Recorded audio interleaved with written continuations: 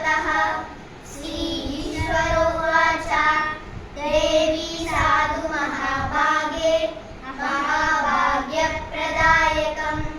सर्वैश्वर्यकरं पुण्यं सर्वपापप्रणाशनं सर्वदारिद्र्यशमनं श्रवणात् भुक्तिमुक्तिदं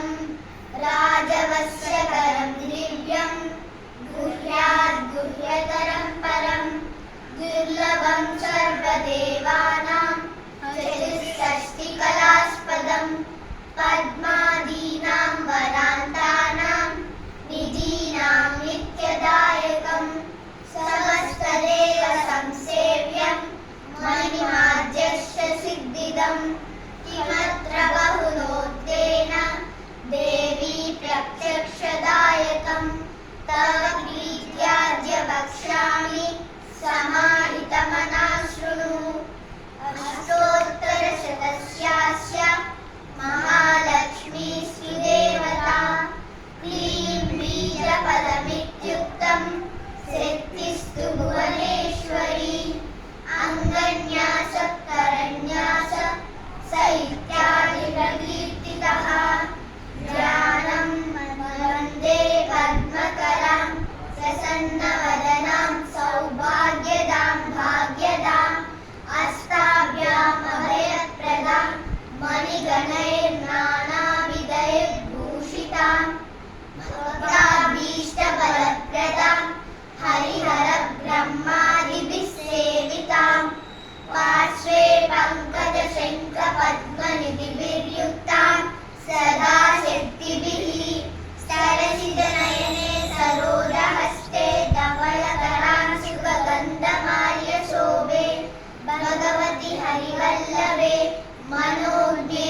त्रिभुवनभूतिकरि प्रसीद मह्यम् ॐ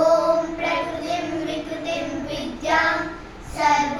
सर्वभूतहितप्रदां श्रद्धां विभूतिं सुरभिं नमामि परमात्मिकाम् वाचं पद्मालयां पद्मां शुचिं स्वाहां स्वदां सुधां धन्यां हिरण्मयीं लक्ष्मीं नित्यपुष्टां विभावरीं अदितिं च दितिं दीप्तां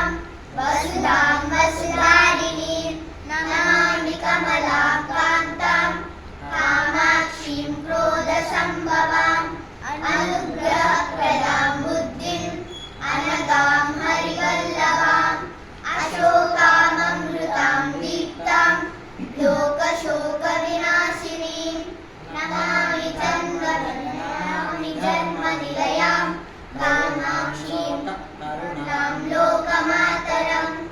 पद्मप्रियां पद्महस्तां पद्माक्षीं पद्मसुन्दरीं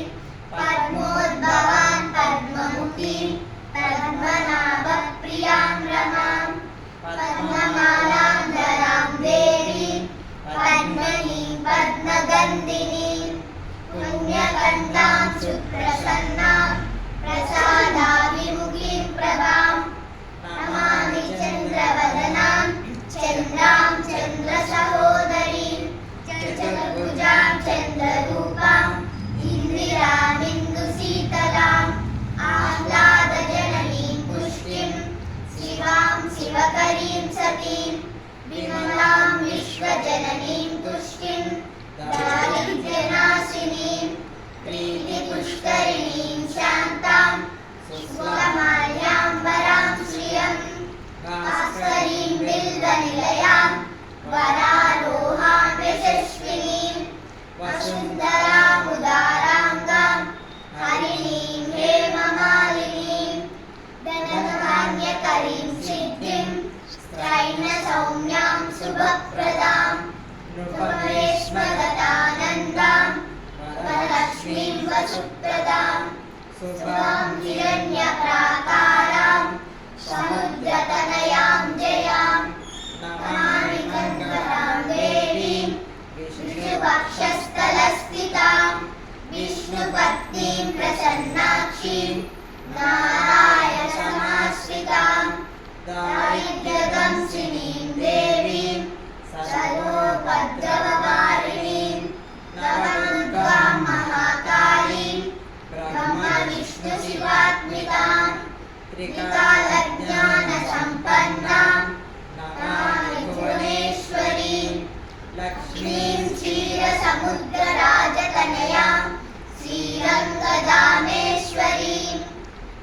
वशीभूतसमस्तदेववनितां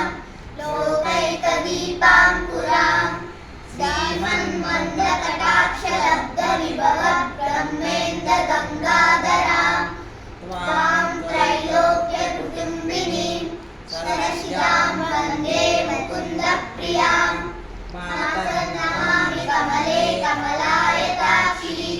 श्रीविष्णुहृत्कमलवासिनी विष्णुवासः क्षीरोदजे कमलकोमलगर्भगौरी लक्ष्मी प्रसीद सततं सर्वतां शरण्ये त्रिकालज्ञो विद्वां सन्नासं विजितेन्द्रियः